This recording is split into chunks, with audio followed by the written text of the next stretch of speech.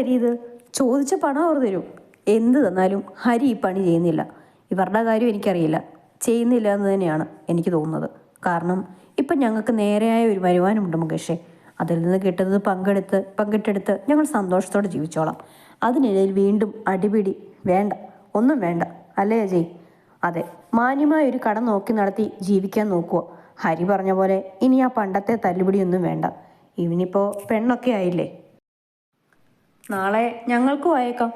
അപ്പം ഇതൊക്കെ ശരിയായിട്ടുള്ള കാര്യമല്ല. അജയും അവനെ അനുകൂലിച്ചു. നിങ്ങൾ കാര്യമായി തന്നെയാണോ ഈ പറയുന്നത്? മുകേഷിന് അവരെ അത്ര വിശ്വാസമായില്ല. അതെ, ഹരി ഉറപ്പോടെ പറഞ്ഞു. കൂടെ പുഞ്ചിരി തെളിഞ്ഞ മുഖത്തോടെ നിൽക്കുന്നവളുടെ കയ്യിൽ കൈകോർത്തു. എന്നാൽ ശരി, നിങ്ങളില്ലെങ്കിൽ ഞാൻ ആ മുട്ടയുടെ കാര്യം പറയാം. അവരെന്തായാലും ഏറ്റെടുക്കും. എന്നാൽ ശരി, കാണാം. മുകേഷ് അവരോട് യാത്ര പറഞ്ഞിറങ്ങി. മൊട്ടയവിടെ ടൗണിലെ ഗുണ്ടാ സംഘമാണ്. ഹരിയുടെ ടീമുമായി അത്ര നല്ല ബന്ധത്തിലില്ലായിരുന്നു അവർ. ഒരിക്കൽ തമ്മിൽ ഏറ്റുമുട്ടേണ്ടി വന്നു എന്നതാണ് കാര്യം. കുറച്ചുനേരം അജയോട് സംസാരിച്ച് ഹരി ബൈക്കിലേക്ക് കയറി. വീട്ടിലേക്കുള്ള വഴിയിലല്ല ബൈക്ക് നീങ്ങുന്നതെന്നറിഞ്ഞ ഗൗരി മുന്നോട്ടാഞ്ഞുകൊണ്ട് കണ്ണാടിയിലൂടെ ഹരിയെ നോക്കി. അവൻ്റെ മുഖത്ത് പക്ഷേ ഗൗരവമാണ്, ഇന്നേ വരെ കാണാത്ത കടുപ്പവും. ഗൗരിയുടെ നെഞ്ചുടി പേറി. ചെന്നിയിൽ വിയർപ്പ് തുള്ളി പ്രത്യക്ഷമായി. സ്വന്തം വീടിൻ്റെ മുന്നിൽ ബൈക്ക് നിർത്തിയതും വിറയ്ക്കുന്ന കാലോടെ അവൾ ഇറങ്ങി. മുണ്ടൊതുക്കിക്കൊണ്ട് ഹരി ഇറങ്ങി അവളെ നോക്കി. അവളുടെ മുഖം വിളറിയിരുന്നു. അത് കാണെ ഹരിയുടെ മുഖം ഒന്നയഞ്ഞു.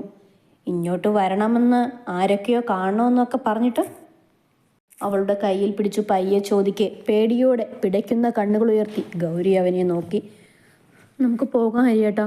അവളുടെ ശബ്ദം വിറച്ചു. ഹരി അവളെ ചേർത്ത് നിർത്തി നെഞ്ചിലേക്ക് ഒതുക്കി. പോവാം, കാണേണ്ടവരെ കണ്ടിട്ട് വേഗം പോവാം. പേടിക്കണ്ട, ഞാനില്ലേ. അവളുടെ മുടിയിഴകളിൽ ചുണ്ടമർത്തി അവൻ പറഞ്ഞതും ഗൗരി മെല്ലെ തലയാട്ടി. എന്നിട്ടും അവളുടെ പേടി മാറിയില്ല. കാൽ വിറ കൊണ്ട് ഒന്നനക്കാൻ പോലും ആയില്ല അവൾക്ക്. അവൻ്റെ കയ്യിൽ പിടിച്ച് കാല് വലിച്ചുകൊണ്ട് അവൾ മുന്നോട്ട് നടന്നു. ആ വീട് കാണുമ്പോൾ മനസ്സിൽ പടരുന്നത് ഇരുട്ടാണ്. പുറത്ത് കാണുമ്പോൾ വലിയ മാളികയെന്ന് തോന്നിക്കുന്ന തറവാട്ട് വീട്ടിലെ ഇരുട്ടറ കാഴ്ചകൾ പലതും അവളുടെ മനസ്സിലൂടെ മിന്നി മാഞ്ഞു പോയിക്കൊണ്ടിരുന്നു. കൈ ഹരിയിൽ മുറുകി ആ പടികൾ ഒന്നുകൂടി കയറുമ്പോൾ ആ നിമിഷം അവളുടെ ചുണ്ടുകൾ ഒന്ന് വിരിഞ്ഞു. പ്രണാനാവിൻ്റെ കൈയും പിടിച്ച് വളർന്നു വലുതായ വീട്ടിലേക്ക് അവളൊരു ചിരിയോടെ ഹരിയെ നോക്കിയതും അതിൻ്റെ അർത്ഥം മനസ്സിലായതുപോലെ ഹരി അവളെ നോക്കി കണ്ണ് ചിമ്മിക്കാട്ടി. സിറ്റ് ഔട്ടിൽ കയറിയതും ഹാള് കഴിഞ്ഞ് പുറത്തേക്ക് വരുന്ന ആശയെ കണ്ടതും ഗൗരിയുടെ കണ്ണ് നിറഞ്ഞു. എന്നാൽ ആശ അവരെ കണ്ടിരുന്നില്ല. അവർ രാജേശ്വരി കുടിച്ച ചായ ഗ്ലാസ് ഉമ്മർത്തു നിന്നും എടുക്കാൻ വരികയായിരുന്നു. വാതിൽ കടന്നതും ആരോ നിൽക്കുന്നുവെന്ന് തോന്നിയാണ് അവർ മുഖമുയർത്തി നോക്കിയത്. ഒരു നിമിഷം തോന്നലാണോ എന്നവർ സംശയിച്ചു പോയി. ഓരോ ദിവസവും ഒന്ന് കാണാൻ കൊതിക്കുന്ന തൻ്റെ മകൾ അവളാണോ മുന്നിൽ? കണ്ണുമിഴിച്ചു നിൽക്കുന്ന അമ്മയെ ചെന്ന് ആഞ്ഞു പുണരുമ്പോൾ ഇത്ര ദിവസവും അന്യമായ അമ്മയുടെ ചൂടിൽ പതുങ്ങുകയായിരുന്നു ഗൗരി. മകളെ ഇറുക്കെ കെട്ടിപ്പിടിച്ച് തേങ്ങിക്കരഞ്ഞുപോയി ആശ. ഒരിക്കലും ഇങ്ങനൊരു വരവ് പ്രതീക്ഷിച്ചതല്ല. ഒന്ന് കാണാൻ ആഗ്രഹിച്ചിരുന്നു. പക്ഷേ അവിടെ വന്നിട്ടും കാണാൻ വയ്യല്ലോ. ആര് കൊണ്ടുവരാനാണ് തന്നെ? തിരിഞ്ഞ് തൂണിൽ ചാരി പുറത്തേക്ക് നോക്കി നിന്നു ഹരി. എന്തിനായാലും അവളുടെ കണ്ണു നിറയുന്നത് കാണാൻ ഒട്ടും വയ്യ. അതിപ്പോൾ ആർക്കു വേണ്ടിയായാലും എന്തിനായാലും. ഗൗരിയുടെ ഏങ്ങലടികൾ കേൾക്കെ കണ്ണിറുക്കെ അടച്ചു മുഷ്ടി ചുരുട്ടി ഹരി. വരണ്ടായിരുന്നു. അവളെ കരയിപ്പിക്കുമെന്നറിഞ്ഞിരുന്നേൽ വരാതെ പോകേണ്ടതായിരുന്നു. മോനെ വാ, അകത്ത് കയറ്. നിമിഷങ്ങൾ കഴിയെ ആശയുടെ വിളി കേട്ടതും ഹരിതയിൽ തല ചരിച്ചു നോക്കി. അമ്മയിലേക്ക് പതുങ്ങി നിൽക്കുന്ന ഗൗരി. അവളിലേക്കാണ് അവൻ്റെ നോട്ടം ആദ്യം പതിഞ്ഞത്. അവളുടെ മുഖം കണ്ണുനീരിനാൽ കുതിർന്നിരുന്നു. ചുവന്ന കണ്ണുകൾ ഇപ്പോഴും നിർത്താതെ പെയ്യുന്നുണ്ട്. ആരോടൊക്കെയോ ദേഷ്യം തോന്നിപ്പോയി ഹരിക്ക്. അമ്മയോടും ഒരു നിമിഷം അമർഷം തോന്നി. അവരും കൂടിയാണ് അവൾ അനുഭവിച്ചതൊക്കെ കാരണം. എല്ലാം കണ്ടു നിൽക്കാതെ സ്വന്തം മകളുടെ കൂടെ നിന്നിരുന്നെങ്കിൽ അവൾ ഇത്രയും അനുഭവിക്കേണ്ടി വരില്ലായിരുന്നു. ഹരി അങ്ങനെ തന്നെ വിശ്വസിച്ചു. ഗൗരിയിൽ നിന്ന് കണ്ണു വെട്ടിച്ചുകൊണ്ട് ഹരി അകത്തേക്ക് കയറി. ഇന്നും ഇടതുകാൽ വെച്ച് തന്നെയാണ് അവൻ കയറിയത്. അവിടെയുള്ള നടുവിലെ സോഫായിൽ ഇരുന്നു കൊണ്ട് ഹരി ചുറ്റുമൊന്ന് കണ്ണു പായിച്ചു. ഞാൻ കുടിക്കാനെടുക്കട്ടെ? ആശ പറഞ്ഞുകൊണ്ട് അകത്തേക്ക് പോയിട്ടും ഹരി അവരെ നോക്കിയില്ല. അടുത്ത് ആരോ ഇരുന്നു നിറഞ്ഞതും ഹരി അവളെ നോക്കി. മുഖമൊക്കെ അമർത്തി തുടച്ചിരിക്കുകയാണ്. ഇതവസാനം, ഇനി ഈ വീട് നീ കാണില്ല. മുറുകി തന്നെയായിരുന്നു അവൻ്റെ സ്വരം. ഗൗരി ചുണ്ടു പിളർത്തിക്കൊണ്ട് അവൻ്റെ നെഞ്ചിലേക്ക് ചാഞ്ഞു. സങ്കടം വന്നിട്ടാ അമ്മയെ ഒരുപാട് ആൾക്കാർക്ക് ശേഷം കണ്ടപ്പോൾ. ഇനി കരയില്ല. കരയരുത് ഗൗരി. എങ്ങാനും അവരുടെ കൂടെ കൂടി കരയുന്നത് ഞാൻ കണ്ട. ഇല്ല, ഉറപ്പായും കരയില്ല. പറയുന്നതിനൊപ്പം ചിരിയോടെ പോകാൻ തിരിഞ്ഞവൾ കാല് വലിച്ചു കെട്ടിയതുപോലെ നിന്നത് കാണെ സംശയത്തോടെ തലചരിച്ച് ഹരി അവൾ നോക്കുന്നിടത്തേക്ക് നോക്കി. മുറിയിൽ നിന്ന് ഇറങ്ങി വരുന്ന രാജേശ്വരി. അവരുടെ മുഖത്ത് അവരെ കണ്ട പകപ്പും ദേഷ്യവും വെറുപ്പും പകയും അങ്ങനെ പലതും. ഒരു നിമിഷം കൊണ്ട് ഹരിയുടെ മുഖവും മാറി. കണ്ണുകൾ ചുവന്നു. അവരുടെ മുഖത്തേക്കാളും അവൻ്റെ മുഖം ഇരുണ്ടു. ഉമ്മിനീർ വിഴുങ്ങിക്കൊണ്ട് സൈഡിലേക്ക് ഒതുങ്ങി തല താഴ്ത്തി നിന്നുപോയി ഗൗരി. വീണ്ടും കാലുകൾക്കൊക്കെ വിറയൽ ബാധിച്ചതുപോലെ. വല്ലാത്ത ഭയം ശരീരമാകെ പിടിമുറക്കുന്നു. മുഖത്തെ പുച്ഛത്തോടെ ഗൗരിയെ നോക്കി ഹരിക്കു മുന്നിലായി സോഫയിൽ ഞെളിഞ്ഞിരുന്നു രാജേശ്വരി. കുറച്ചുനേരം അവിടെ ആകെ നിശബ്ദത. ആ നിമിഷം ഹരി അലസമായി കാലുമാട്ടി സോഫയിൽ താളം പിടിച്ചിരിക്കുമ്പോൾ രാജേശ്വരി അവനെ പഠിക്കും പോലെ നോക്കുകയായിരുന്നു. ഒറ്റയാനയുടെ തലയെടുപ്പോടെ ഇരിക്കുന്നവൻ. ആ കണ്ണിൽ വല്ലാത്ത പക അവർ കണ്ടു. ആശേ. അടുത്ത നിമിഷം തറവാട് കുലുങ്ങും പോലെയുള്ള അലറലിൽ പേടിയോടെ കണ്ണുകൾ ഇറുക്കിയടച്ച് പതുങ്ങി നിന്നുപോയി ഗൗരി. ഇപ്പോഴും അവരുടെ ശബ്ദം കേൾക്കുമ്പോൾ വിറയ്ക്കുന്നു, വിയർക്കുന്നു. നിമിഷം താൻ പഴയ ഗൗരിയാണെന്ന് അവൾക്ക് തോന്നിപ്പോയി. അടുക്കളയിൽ നിന്ന് ആശയെ ഓടിക്കിതച്ചു വന്നതും രാജേശ്വരി അവരെ പച്ചയ്ക്ക് കത്തിക്കും പോലെ നോക്കി. നീയാണോ വഴി കിടക്കുന്ന പൊട്ടിയെ വിളിച്ച് വീട്ടിൽ കയറ്റിയത്? അവർക്ക് നേരെ രാജേശ്വരി അലറുക തന്നെയായിരുന്നു. ആശ തല താഴ്ത്തി നിന്നതേ ഉള്ളൂ. ചോദിച്ചത് കേട്ടില്ലടി എറണം കെട്ടവളെ. ആണുങ്ങളില്ലാത്ത സമയം നോക്കി നീയാണോ കിട്ടിയ നായ്ക്ക് പിറന്നവനെ വിളിച്ചിവിടെ കയറ്റിയിരുത്തിയത്? അപ്പോടെ അവരെയും ഹരിയെയും നോക്കിപ്പോയി. അവനാണേൽ ഒന്നും തന്നെ ബാധിക്കുന്ന കാര്യമല്ല എന്ന നിലയിൽ ഇരിപ്പാണ്. നാണമില്ല ജന്തുവിനൊക്കെ ഇപ്പോഴും.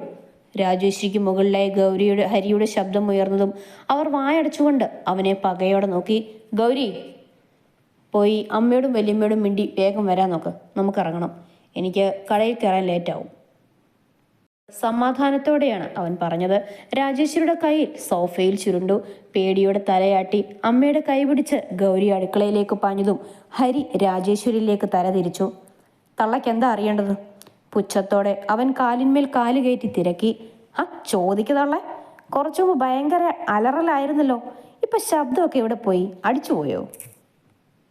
ഡാ, നീ ആരുടെ മുന്നിലാ കുരയ്ക്കുന്നത് ബോധം വേണം.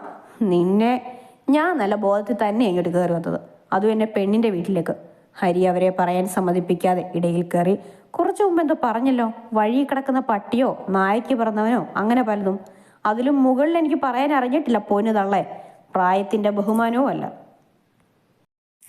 എൻ്റെ പെണ്ണ് നിൽപ്പുണ്ടായിരുന്നു ഇവിടെ, അതുകൊണ്ട് മാത്രമാണ് ഞാൻ മിണ്ടാതെ നിന്നത് എന്നും പറഞ്ഞ് എൻ്റെ തലയ്ക്ക് മുകളിലേക്ക് കയറാൻ നോക്കിയോ പൊന്നും തള്ളേ, കാരണം നോക്കി പൊട്ടിക്കും ഞാൻ. അവൻ ചാടി എഴുന്നേറ്റതും രാജേശ്വരി ഒന്ന് പതറിപ്പോയി. ഹരി കണ്ണുകൾ ഇറുക്കിയടച്ച് ശ്വാസമൊന്ന് വലിച്ചുവിട്ട് അവരുടെ സോഫയിൽ കൈകുത്തി മുന്നിലേക്ക് ചാഞ്ഞു നിന്നു. പിന്നെ ഒന്ന് ചിരിച്ചു. അവൾക്ക് ഇവിടേക്ക് വരാനൊരാഗ്രഹം, എല്ലാവരെയും കാണാനും വിശേഷം തിരക്കാനുമൊക്കെ. അത് കഴിഞ്ഞ് ഞങ്ങളങ്ങ് പോവും. അതുവരെ അടങ്ങി ഒതുങ്ങിതേ ഇവിടെ ഇരുന്നോണം. ശബ്ദം പുറത്ത് വന്നാ തള്ളെ കൈ തരിച്ചിരിക്കും. എൻ്റെ സത്യമായിട്ട് ഞാൻ തല്ലും. ചെയ്യുമെന്ന് പറഞ്ഞാൽ ഞാൻ ചെയ്തിരിക്കും. അതുകൊണ്ട് അടങ്ങിക്കൂട് കേട്ടോ. പൊന്ന പൂരാച്ച് തള്ളേ. അവൻ്റെ വായിലെ തെറികൾ കേട്ട് നടുങ്ങിപ്പോയി രാജേശ്വരി. കണ്ണുകൾ ഇറുക്കിയടിച്ച് ദേഷ്യം അടക്കുമ്പോൾ ഒരു പുച്ഛത്തോടെ ഹരി അവരിൽ നിന്നും മാറി നടന്നു. കുറച്ചു നിമിഷം കഴിഞ്ഞ് നിറച്ചിരിയോടെ വരുന്ന ഗൗരിയെ കാണെ ഹരിയുടെ മുഖത്ത് ചിരി വിരിഞ്ഞു. പുറകിൽ ആശ ജ്യൂസ് കൊണ്ടുവന്ന് ടീപ്പോയിൽ വെച്ച് അവനെ നോക്കി. മോനെ കുടിക്ക് അവർ പറയെ ഹരി ഗൗരിയെ നോക്കി. ആ നിമിഷം തന്നെ അവൾ അവനിലേക്ക് ചേർന്ന് നിന്നു. വേണ്ട, ഇങ്ങോട്ട് വരണമെന്ന് കരുതിയതല്ല, പക്ഷേ വരേണ്ടി വന്നു. ഇനി കുടിക്കാനൊന്നും നിൽക്കുന്നില്ല. ഗൗരി പോകാം. ഗൗരവത്തിൽ അവൻ പറയെ ഗൗരി തലയാട്ടി. ആരെയും നോക്കാതെ ഹരി തിരിഞ്ഞു നടന്നു. ഗൗരി അവൻ്റെ കയ്യിൽ പിടിച്ചു. ഹരി സംശയത്തോടെ അവളെ നോക്കി. മുത്തശ്ശി. അവൻ്റെ കയ്യിൽ കോർത്തു പിടിച്ച് ഗൗരി വിളിക്കെ രാജേശ്വരി ഇനി എന്താ എന്ന പോലെ പുച്ഛത്തോടെ തലയുയർത്തി അവളെ നോക്കി. കൂടെ ഹരിയെയും. ഞങ്ങൾ ഇറങ്ങുക. ഇനി ഇങ്ങോട്ട് വരാൻ ഉദ്ദേശിക്കുന്നില്ല. കഴിയുമെങ്കിൽ ഞങ്ങളെ അനുഗ്രഹിച്ചാൽ മാത്രം മതി. എന്നാൽ ശരി. ോടെ അത്രയും പറഞ്ഞ് അവൻ്റെ കൂടെ പോകുന്നവളെ കാണെ അവരുടെ മുഖത്ത് പക ഇരച്ചു കയറി. പല്ല് കടിച്ചു പൊട്ടിച്ചു അവർ. സന്തോഷമായോ? പുറകിൽ കയറിയവളോട് തലചരിച്ച് ഹരി ചോദിക്കെ അവൾ അവനെ ഇറുക്ക കെട്ടിപ്പിടിച്ചു. I love you so much. അവൻ്റെ പുറത്ത് ചുണ്ടമർത്തി ഇറുക്കത്തോടെ ഗൗരി പറയെ ഹരി ചിരിച്ചുപോയി. ഒട്ടും വയ്യേ കുഞ്ഞി. ബെഡിൽ ചുരുണ്ടുകൂടി കിടന്ന് തന്നെ നോക്കുന്നവളുടെ അടുത്തായി ഹരി ഇരുന്നു. അവളുടെ മുഖമാകെ ചുവന്നിരുന്നു. കണ്ണുകൾ കലങ്ങി. അവ അവനിൽ മാത്രം ഒതുങ്ങി. കുഴപ്പമില്ല ഹരിയേട്ടാ. നേർത്തുപോയ സ്വരം. ഹരി അവളുടെ തലയിൽ ഒന്ന് തലോടി. നമുക്ക് ഹോസ്പിറ്റലിൽ പോയാലോ? ഒട്ടും വയ്യെന്ന് ഈ മുഖം കണ്ടാ അറിയാം. അത്രയ്ക്കില്ല ഹരിയേട്ടാ. ചെറിയ കൊളുത്തിപ്പിടിക്കും പോലെ ഒരു വേദന. കുറച്ച് കഴിഞ്ഞ് മാറിക്കോളും. ഇത് മാസവും ഞാൻ അനുഭവിക്കുന്നതല്ലേ. അവളൊന്ന് ചിരിക്കാൻ ശ്രമിച്ചു. ഹരി കുനിഞ്ഞുകൊണ്ട് അവളുടെ നെറ്റിയിൽ ചുണ്ടമർത്തി. നിന്നെ ഇങ്ങനെ വിട്ടിട്ട് പോകാൻ തോന്നുന്നില്ലല്ലോ പൊന്നെ. കണ്ണുകളിലും മുത്തിക്കൊണ്ടവൻ പറയെ ഗൗരി ഒന്ന് ചിരിച്ചു. പിന്നെ നിവരാൻ ഞാൻ ഷർട്ടിൽ പിടിച്ച് താഴ്ത്തി ആ ചുണ്ടിൽ ഒന്ന് അമർത്തി മുത്തി. വേഗം വരാൻ നോക്കാട്ടോ, ഉറപ്പില്ല. ഇതൊക്കെയായി ചെറിയ പാർട്ടിയൊക്കെ ഉണ്ടാവും. ഹരിയേട്ടൻ കുടിക്കുവോ? ഗൗരി അവനെ കൂർപ്പിച്ചു നോക്കി. കുടിക്കണ്ടേ? കുറച്ച്. ഓവറാവല്ലേ? പ്രതീക്ഷയോടെ ചോദിക്കുന്നവനെ നോക്കി അവൾ മെല്ലെ ചിണുങ്ങി. ഹരി മീശത്തുമ്പൊന്ന് കടിച്ച് തലയാട്ടി. കൂടെ അവളുടെ വയറിനെ പൊതിഞ്ഞ കൈകൾ മാറ്റി ധാവണി ഷോള് മാറ്റിക്കൊണ്ട് വയറിലേക്ക് കണ്ണുകൾ പായിച്ചു. അവൻ്റെ പ്രവൃത്തിയിൽ ഒന്നുലഞ്ഞുപോയി ഗൗരി. അവൻ്റെ നോട്ടത്തിൽ വയറുപോലും ചുവന്നു കയറുമോ എന്നവൾ ഭയന്നു. പിടയ്ക്കുന്ന കണ്ണാലെ അവൾ അവനെ നോക്കി. ഹരിയുടെ കണ്ണുകളും അവളുടെ മുഖത്തേക്ക് നീണ്ടു. വേദന കൂടിയ എന്നെ വിളിക്കണം, ഞാൻ ഓടി വരാം. ഹോസ്പിറ്റലിൽ പോകാം നമുക്ക്. മെല്ലെ വയറിൽ തഴുകിക്കൊണ്ട് അവൻ പറയെ വിറയലോടെ പെണ്ണ് തലയാട്ടുന്നുണ്ട്. ഞാൻ കഷായം തന്നേക്കാൻ പറയട്ടെ, കുടിക്കുമോ നീ? എന്ത് കഷായം? അറിയില്ല. ഇടയ്ക്ക് രാത്രി ഹീതുവിനുണ്ടാക്കി കൊടുക്കാറുണ്ട്, പക്ഷെ കൊള്ളില്ല. അവൾ കരഞ്ഞാ കുടിക്കാറ്. ഉണ്ടാക്കി തരാൻ പറയട്ടെ? വേണ്ട, എനിക്ക് വേണ്ട. അവളുടെ മുഖം ഒന്ന് ചുളിഞ്ഞു. നല്ല കയ്പായിരിക്കും, എനിക്ക് വേണ്ട ഹരിയേട്ടാ. ഞാൻ അമ്മയോട് പറയട്ടെ? കുടിച്ചു നോക്ക്, കുറഞ്ഞാലായില്ലേ. പറയുന്നതിനൊപ്പം ഒന്ന് കുനിഞ്ഞ് അവളുടെ വയറിൽ ചുണ്ടമർത്തി വെച്ചു ഹരി. അവൻ്റെ ചുണ്ടിൻ്റെ തണുപ്പും മീശത്തുമ്പ് കൂർത്തു കയറിയ വേദനയും എല്ലാം കൂടി ഹൃദയത്തിലൊരു പിടച്ചിലുണ്ടായത് ഗൗരി അറിഞ്ഞു. സുജാതയുടെ കാര്യങ്ങൾ പറഞ്ഞ് അവൻ ഇറങ്ങി. ബൈക്കിലേക്ക് കയറി സ്റ്റാർട്ടാകുന്നതിനൊപ്പം അവൻ്റെ കണ്ണുകൾ മുറിയുടെ ജനലിലേക്ക് തിരിഞ്ഞു. അവിടെ അവനെ മാത്രം നോക്കി നിൽപ്പുണ്ട് പെണ്ണ്. വേഗം വരാട്ടോ. ചുണ്ട് ചലിപ്പിച്ചതും ഹരി ഗൗരി ചിരിയോടെ തലയാട്ടി. ഹരിയുടെ നെഞ്ചെടുപ്പ് ആർദ്രമായി. ഒന്നുകൂടി അവളെ ഒന്ന് നോക്കിയവൻ ബൈക്കെടുത്തു. ഇന്ന് അജയ്ക്കൊരു പെണ്ണുകാണലുണ്ട്. അവൻ്റെ ആദ്യത്തെ പെണ്ണുകാണൽ. അതിനു പോകാൻ ഒരുങ്ങിയതാണ് ഹരിയും കൂട്ടരും. അച്ഛൻ്റെ കൂട്ടുകാരൻ്റെ കുടുംബത്തിലുള്ളൊരു കൊച്ചാണ് ആരതി. ആളൊരു LP സ്കൂൾ ടീച്ചറാണ്. വീട്ടുകാരൊക്കെ ആദ്യം മിണ്ടി. അവർക്കൊക്കെ ഇഷ്ടമായതും അജയ്ക്ക് പെണ്ണിനെ കാണാനും വീടും പരിസരവും ഒക്കെ നോക്കാനും വേണ്ടി പോകുകയാണവർ. വൈകുന്നേരം ആയതുകൊണ്ട് തന്നെ ചായയും പലതരം പലഹാരങ്ങളും അവരുടെ മുമ്പിൽ നിരത്തിയിരുന്നു. വലിയ ഇരുനില വീടാണ്, അജയുടെ വീട് പോലെ തന്നെ. തമ്മിൽ സംസാരിച്ചപ്പോൾ അജയ്ക്കും യാതൊരു എതിർപ്പുമില്ലായിരുന്നു. നല്ല കാണാൻ കൊള്ളാവുന്ന കൊച്ച്. പതിഞ്ഞ സംസാരമാണ്. അവളുടെ ചിരിയാണ് അജയ്ക്ക് ഏറ്റവും ഇഷ്ടപ്പെട്ടത്. ഒറ്റ നുണക്കുഴി കാട്ടി വിടർന്ന കണ്ണാലെ ചിരിക്കുന്നത് എത്ര നേരം നോക്കി നിന്നുവെന്ന് അജയ്ക്ക് തന്നെ പിടുത്തമില്ലായിരുന്നു. എല്ലാം സംസാരിച്ച് ഉടൻ തന്നെ നിശ്ചയം നടത്താം, അതിനുള്ള മുഹൂർത്തം നോക്കാനുള്ള ഏർപ്പാടാക്കിയാണ് അവർ ഇവിടുന്ന് ഇറങ്ങിയത്. നാലാളും ആദ്യം പോയത് കടയിലേക്കാണ്. പിള്ളേരുടെ കയ്യിൽ ഏൽപ്പിച്ചു പോയത് കൊണ്ട് തന്നെ ആദ്യം കണക്കുകളൊക്കെ നോക്കി ഇറക്കാനുള്ള ലോഡ് വന്നു കഴിഞ്ഞാണ് അവർ അവിടെ നിന്ന് ഇറങ്ങിയത്. അപ്പോഴേക്കും ഇരുട്ട് വീണിരുന്നു. ബിബിയും അജയും പോയി കുപ്പി വാങ്ങി വന്നതും അവർ നേരെ ക്ലബിലേക്ക് കയറി. അങ്ങനെ നമ്മുടെ കൂട്ടത്തിലെ രണ്ടാമനും കൂടി പെണ്ണിൻ്റെ പിടിയിലാവാൻ പോവുകയാണ് സുഹൃത്തുക്കളെ. ഇന്നതിൻ്റെ സന്തോഷത്തിലാണ് നമ്മുടെ അടി മുഴുവനും. കുപ്പി പൊട്ടിച്ച് ഓരോ ഗ്ലാസ് ഒഴിക്കുന്നതിനിടയിലും ബിബി പറഞ്ഞു. ഹരി മുണ്ട് ഒതുക്കി ബെഞ്ചിലേക്കിരുന്നു. ശരിക്കും പെണ്ണെ ഇഷ്ടമായടാ ചെക്ക നിനക്ക്? മുസ്തു കള്ളച്ചിരിയോടെ അജയെ നോക്കിയതും അവൻ്റെ ചുണ്ടിൽ മനോഹരമായ പുഞ്ചിരി വിരിഞ്ഞു. നല്ല കൊച്ചാടാ, കാണാനും കൊള്ളാം, വരുമാനവും ഉണ്ട്. ഇനി കൂടുതലൊന്നും നോക്കാനാ? പ്രായം കൂടി വരുമല്ലേ, ഇനിയും മാറി നിന്നാ പിന്നെ പെണ്ണ് കിട്ടിയെന്ന് വരില്ല. യെസ്, അതുകൊണ്ട് ഈ നിൽക്കുന്ന രണ്ടാൾക്ക് ഓരോ പെണ്ണ് വെച്ച് ഓക്കെയാ നമ്മുടെ കാര്യമായി. മുസ്തുവേ, നിനക്കും വേണ്ടടേ ഇതുപോലെ ഒരെണ്ണം? ഹരിയാണ്. ഉമ്മ നോക്കിയെടുക്കട്ടെ ഹരി, അവളെ ഞാൻ നിക്കാഹ് ചെയ്തോളാം. അല്ലാതെ പ്രണയിച്ച് പോകാൻ കഴിക്കാനൊക്കെ ഇനി എവിടുന്ന സമയം? മുസ്തു പറയെ ഹരി ബിബിയെ നോക്കി.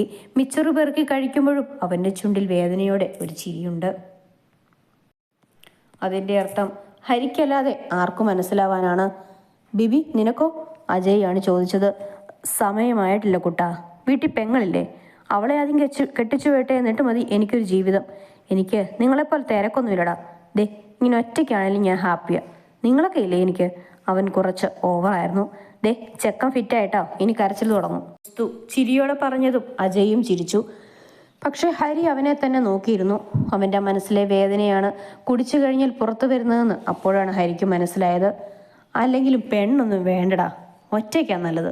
സുഖജീവിതം, സന്തോഷം. അമ്മച്ചിയുടെ വഴക്ക് മാത്രം കേട്ടാൽ മതിയല്ലോ. കൊഴിഞ്ഞുകൊണ്ട് പലതും പറയുന്നുണ്ട് ബിബി. ഹരി അവനിൽ നിന്ന് കണ്ണുമാറ്റി ഒഴിച്ചിരിക്കുന്ന ഗ്ലാസ് ഒറ്റ വലിക്ക് കുടിച്ചു. ബിബി ഒഴിച്ച് രണ്ടാളും ഓവറാവാൻ നിന്നില്ല. ചെറുതായി തലയ്ക്ക് പിടിക്കുറപ്പായതും ഹരി മാറി നിന്നു.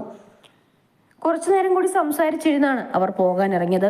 മുസ്തു കുപ്പിയൊക്കെ വേസ്റ്റിലിട്ട് ഒന്ന് ക്ലീനാക്കി. ഹരിയും അജയും ബിബിയെ താങ്ങി പുറത്തേക്കിറങ്ങിയതും അവൻ ഡോറടച്ച് പൂട്ടി താക്കോൽ അവിടുത്തെ തട്ടിൽ വെച്ചു. എങ്ങനെയോ അവനെയും താങ്ങി പടികൾ ഇറങ്ങുമ്പോഴാണ് അവരുടെ ബൈക്കിന്റെ കൂടെ വേറെ 4-5 ബൈക്കുകൾ അവരുടെ കണ്ണിൽ. ഇതാരുടെയാണ് ഇത്രയും ബൈക്ക്? മുസ്തു ചുറ്റും ഒന്ന് നോക്കി. സമയം 9:30 കഴിഞ്ഞിരുന്നു. വിജനമായ കവല, സ്ട്രീറ്റ് ലൈറ്റിന്റെ വെളിച്ചം മാത്രം. പെട്ടെന്ന് ഇരുട്ടിൽ നിന്ന് 5-6 പേർ വെളിച്ചത്തിലേക്ക് നിന്നതും 4 ആളും ഒന്ന് പകച്ചു. എല്ലാവരുടെയും കയ്യിൽ കമ്പുകൾ. ഒറ്റ നോട്ടത്തിൽ തന്നെ അത് മൊട്ടഗുണ്ടയും സംഘവുമാണെന്ന് അവർക്ക് മനസ്സിലായി. ബോധമില്ലാത്ത ബിബിയെ ബൈക്കിലേക്ക് ചാരിയിരുത്തി അവർ നിവർന്നു നിന്നു. അപ്പോഴേക്കും ഗുണ്ടകൾ അവർക്ക് മുന്നിലേക്ക് വന്നിരുന്നു. എന്താടാ മട്ടെ, അന്ന് കിട്ടിയൊന്നും പറഞ്ഞിട്ടാണോ വീണ്ടും ഈ വരവ്? അജയ് പുച്ഛത്തോടെ ചോദിച്ചു. കൊട്ടേഷൻ കിട്ടിയാൽ വരാതിരിക്കാൻ